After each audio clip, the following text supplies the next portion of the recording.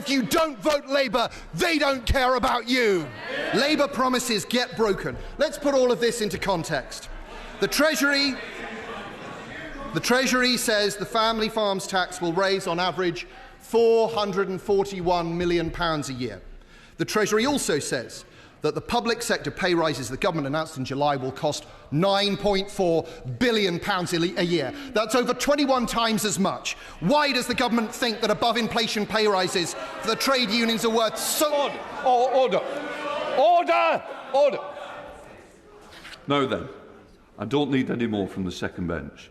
Can I just say, please, less of it. We've had a bit of a run-in recently and I don't need to have any more. Right. Deputy Prime Minister.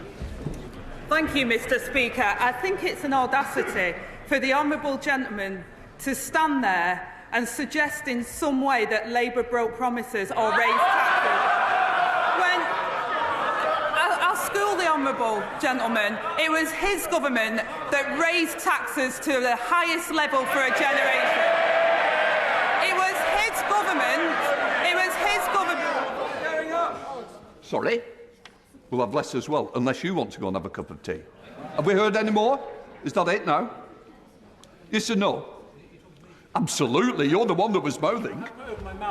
Well, I'm sorry, you must be able to do it like a ventriloquist dummy. Prime Minister. It was his government that crashed the economy, that saw inflation rise to 1.1% and grow flatline. It was his government that spent the reserves 3 times over. I'll take no lessons from the honourable gentleman.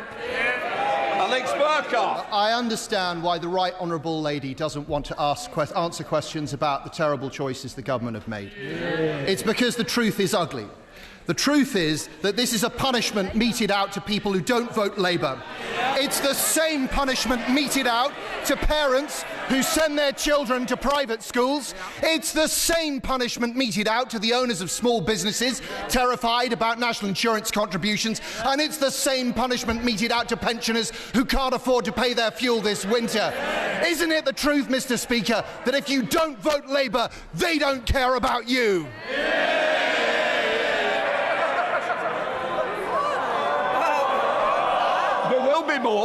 There will be more, and it won't be what you want more of. Deputy Prime Minister. Well, Mr Speaker, after that display, he clearly didn't recognise the result of the general election. And has learnt nothing.